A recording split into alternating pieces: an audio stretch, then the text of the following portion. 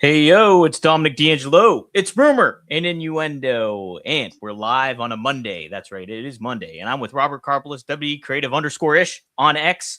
Robert, happy Monday to you, my dude. Happy Monday to you and everyone joining us all over the world as we get ready to talk whatever the hell that pay-per-view was that AEW put together, and then whatever the hell Monday Night Raw has got in store for us tonight. Yes, whatever the hell that was indeed, Robert. Let's say hi to some folks in the chat. We got Triple E saying what's up. We got Willie Thornbrew in the house. Will we see the exciting return of Robert? Oh, you did. You just did.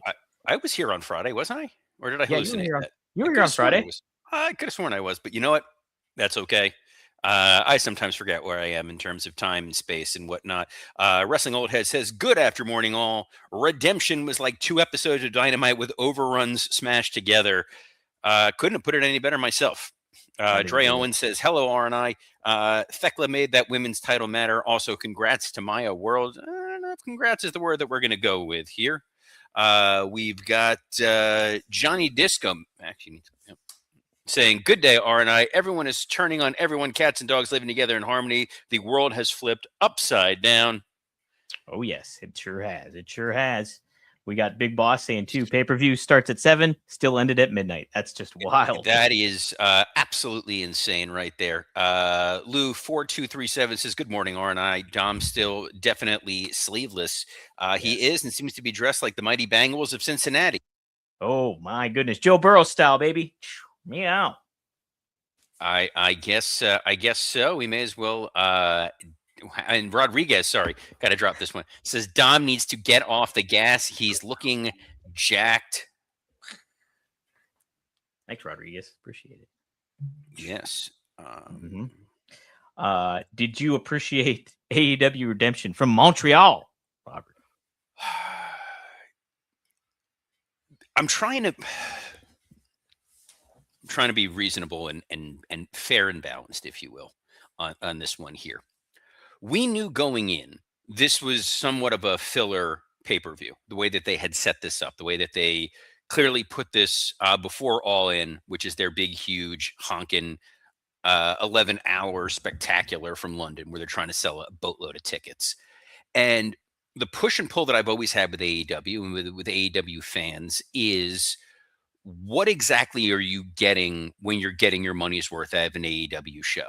Unlike the WWE, who we hold to a very high standard in terms of the quality of work that they put out, or the lack of quality, like we talked about last week's episode of Monday Night Raw.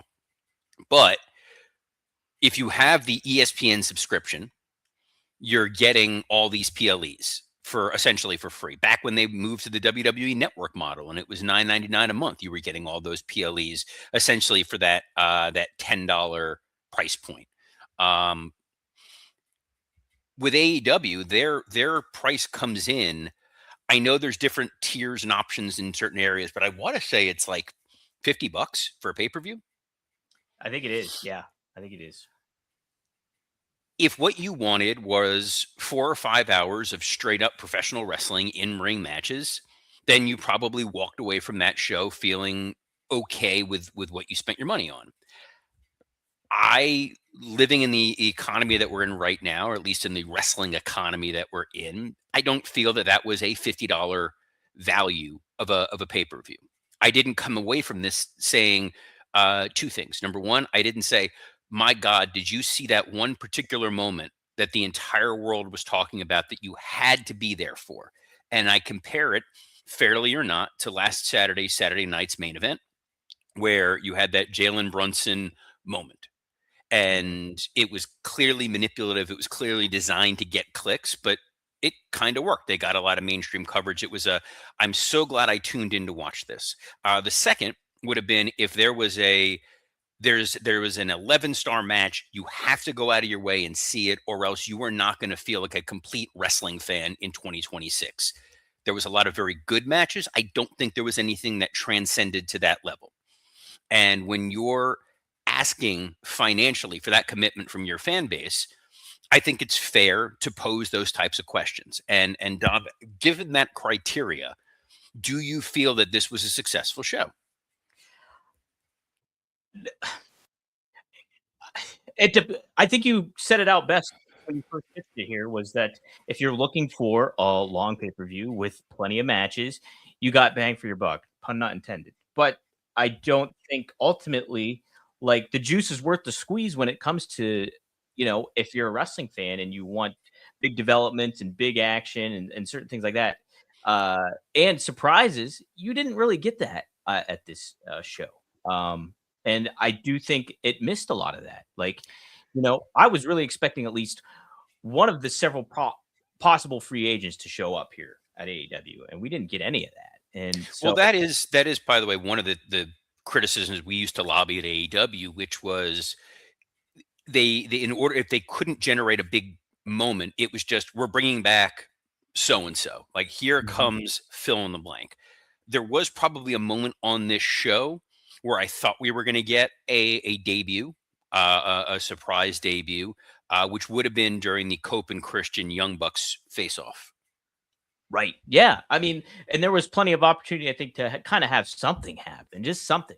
I do think, like, ultimately, like, them getting rid of the whole, I mean, like, Osprey getting rid of the Death Riders, basically, that's good. But I mean, like, that could have happened on a Dynamite too at the same time. So it doesn't necessarily feel like, ooh, I There really were needed to yeah. tune into this. There were. I mean, we can kind of get into it a little bit there. I just feel as though overall, the folks who attended the show probably had a good time, even though they were somewhat subdued as a crowd for Montreal. I would Yeah, expected it's a kind little of bit surprising. more, I don't know, fire from them. But nothing on the show was booked in a way where you went, "What is this company doing?" And there was no moment in it that was outright embarrassing or controversial. But So I think, though, too, like, I do think over the course of these months, we've held AEW pay-per-views to a high standard because a lot of them have been good overall from what you get. And, like, people do praise, like, man, that was a fantastic pay-per-view and stuff like that. This one just felt like you kind of mentioned, a gap filler almost. I feel like they have to be given what they demand from their audience. Mhm. You are charging full rack rate, whether it's that 40 or $50 a month for a pay per view, that you can't just afford to do an entire filler pay per view. Mhm. And this was one of those where this would have been a spectacular dynamite. This would have been a spectacular discounted. Hey, this is a B tier pay per view, but they don't Mhm. do B tier pay per views. Every one of their shows is at equal footing, and when you demand equal footing, you need to be giving equal effort. I don't think anybody who watched this show was expecting Kevin Knight to win the AEW World Title, For sure. and I don't think that there was enough moving the storyline forward dramatically to warrant it. Yes, we did get the little post show situation with Kenny Omega Mhm. and Osprey and the Death Riders, where things kind of came to a head. It would have been better served for a Dynamite. I think I more agree. people would have seen it. I think you've been building to this moment, and then you're kind of leading similar paths with what you're seeing on Raw with Seth Rollins and Roman Reigns, where it's both of these guys are essentially baby faces, but we don't really understand what their role is. And one guy is trying to be slightly more heelish than the other, but we're not really even sure how we're supposed to feel about any of them.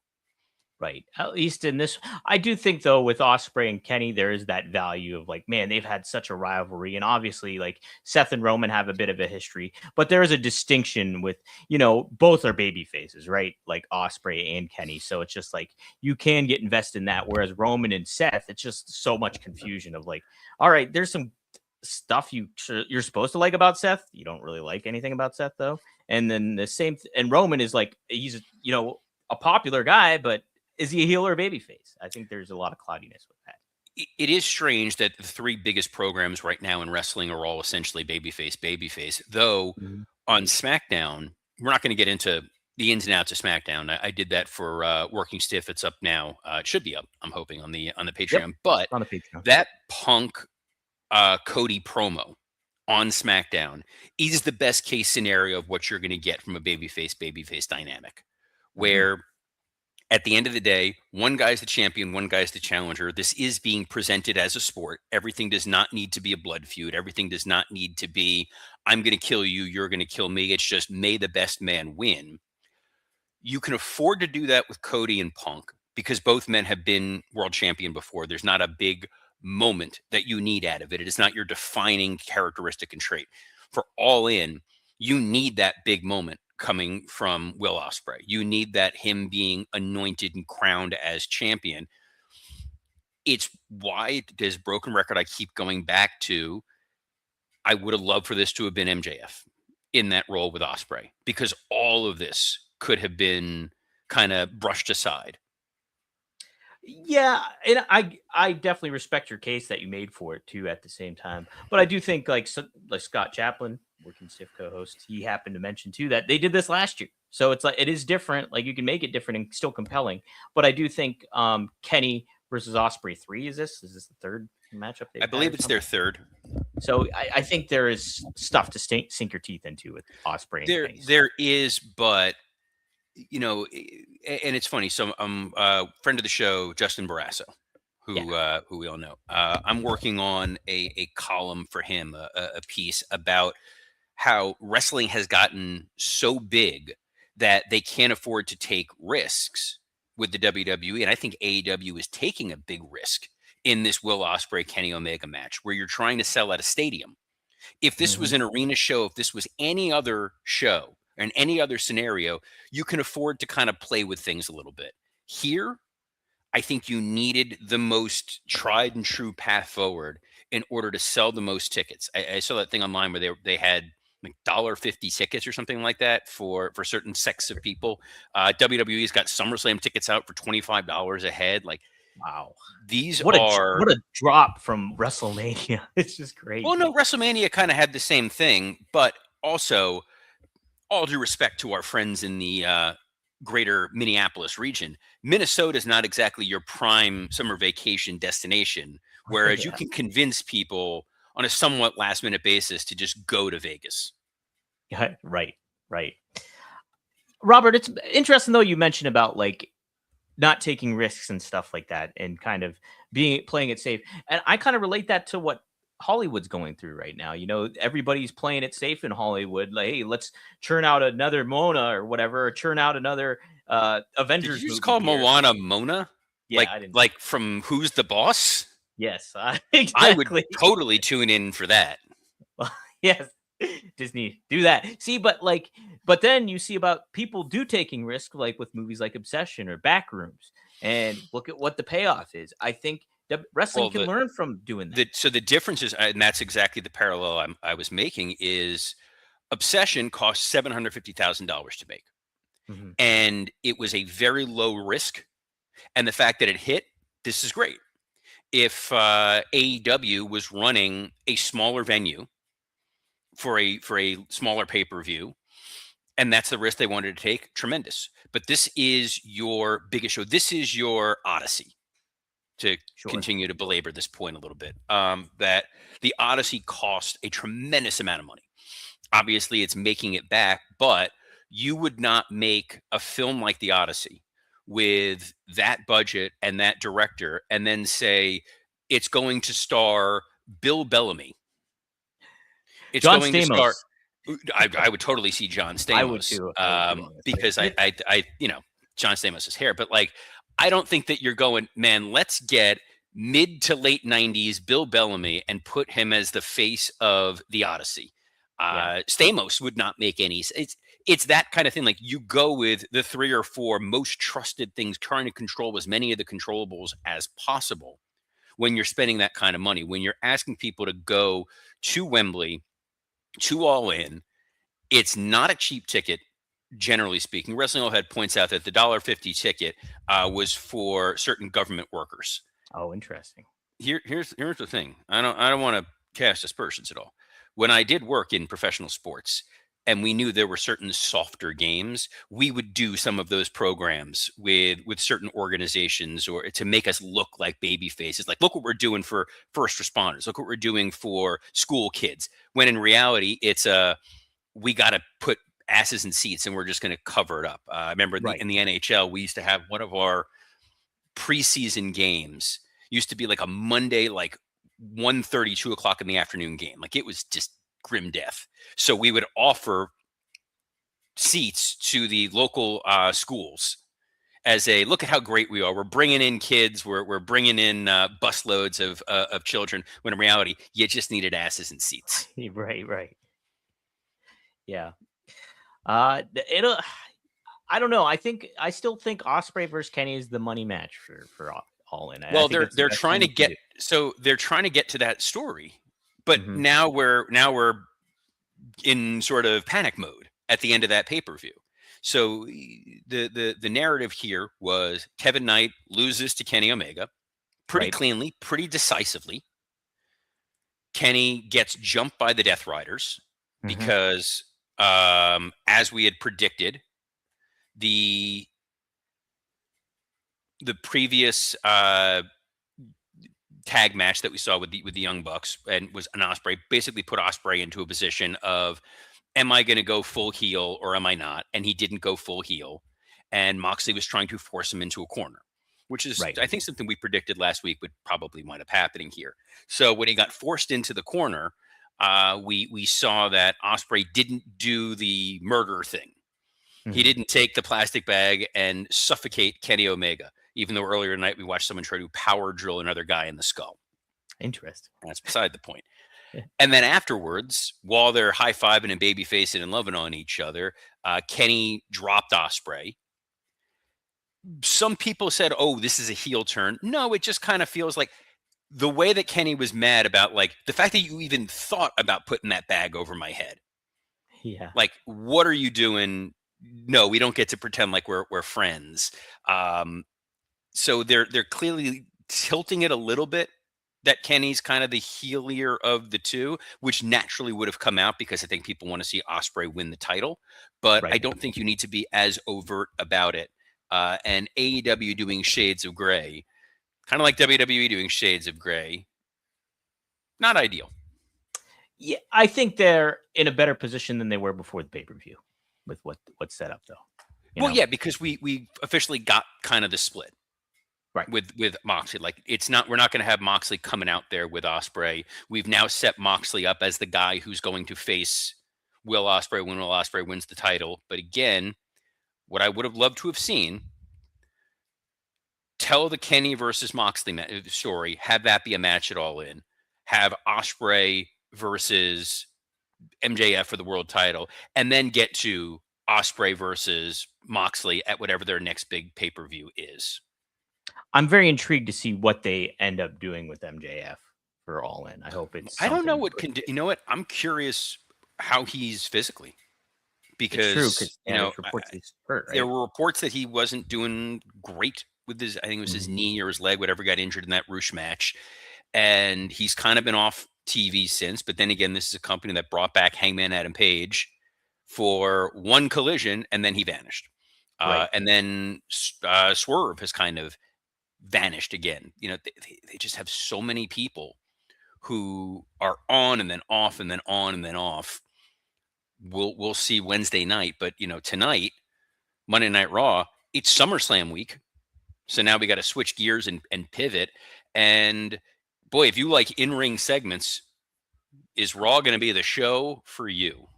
I tell you what, these past year and a half, WWE's been pretty distinctive in not giving a whole lot away for shows on what's on tap, but they basically gave us a whole Dynamite card here.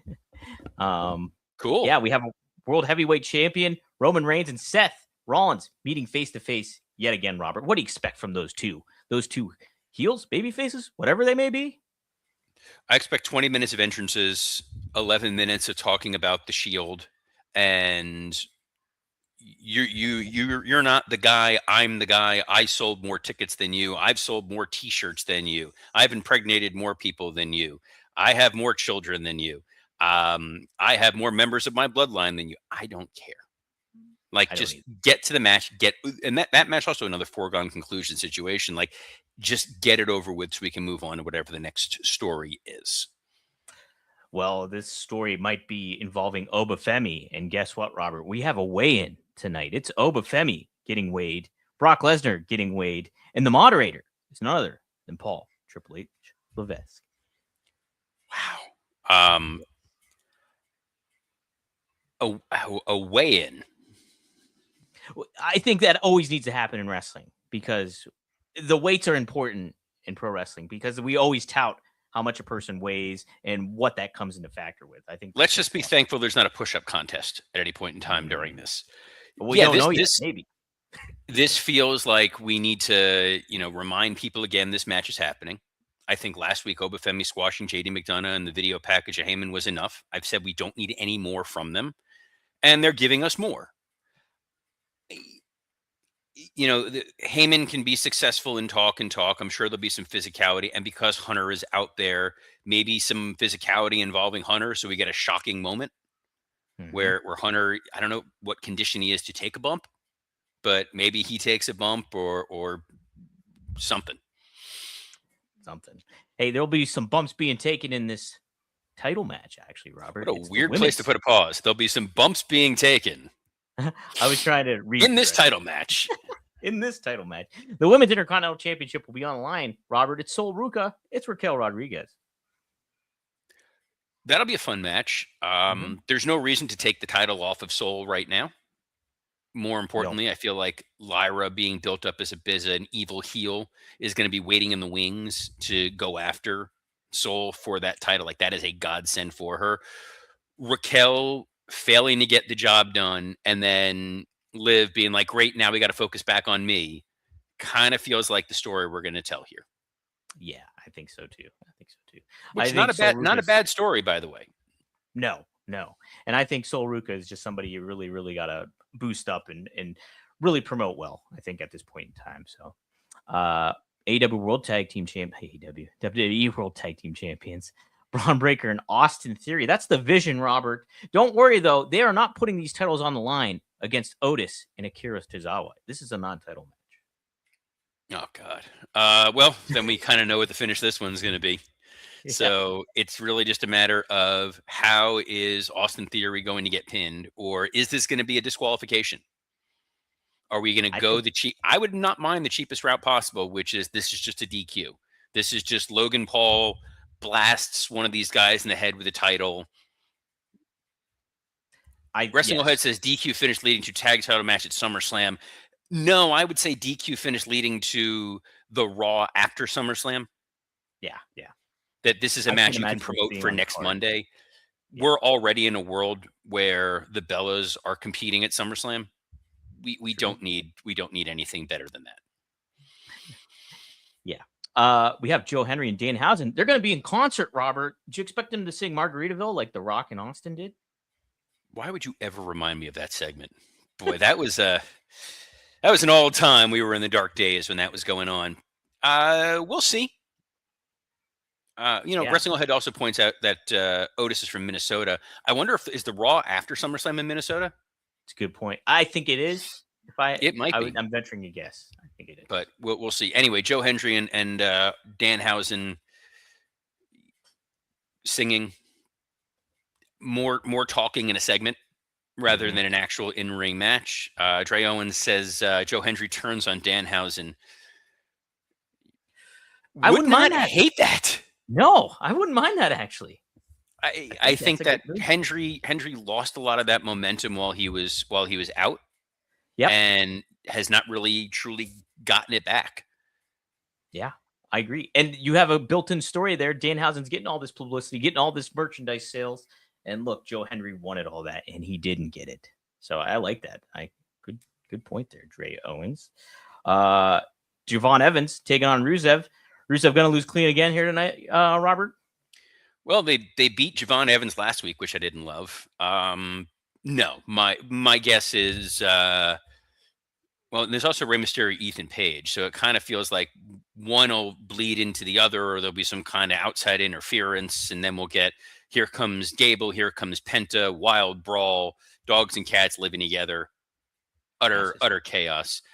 They are in Los Angeles, California. Mm-hmm. You were nice. Guess who isn't anymore though? LeBron James. We talked about this on Friday. This happened during our show. Oh, that's right. You broke the news to me, actually. I did not know. Well, So how that's about what I'm that? here for. Mm-hmm. Robert broke the news, not Linda Yes. Cohn. I was just going to say, I was waiting for you to plug your other stuff, Yes, which, by the way, tonight, New York 6 p.m. Post all over that sucker there. So Dom making headlines left and right. What a guy. Also, if you're a working stiff aficionado, if you're a forbidden dork, check out on Netflix as working stiff co-host Mike Lawrence sits down with Pete Davidson on the Pete Davidson Show, and that's well worth your time. A little bit of pro wrestling mixed in there as well, a little bit of roast talk, but there'll be some wrestling talk from Dom and I tomorrow, as there is every Monday through Friday at noon Eastern on a plethora of platforms, because I am not going on vacation for quite some time, thank goodness, including on the WWE Creative _ISH X account, the at Dominic D'Angelo X account, the at SE Scoops X account, and on YouTube, on Studio One Sports and Podcast Heat. So on behalf of I have no idea where in the world you are broadcasting from. I just realized that is not your normal background. So lost somewhere in the United States, Dominic D'Angelo, I'm Robert Karpolis. Best of luck in your future endeavors. Yes, Robert, this is my office. I have an office. Did you guys know that? I just cleaned it out.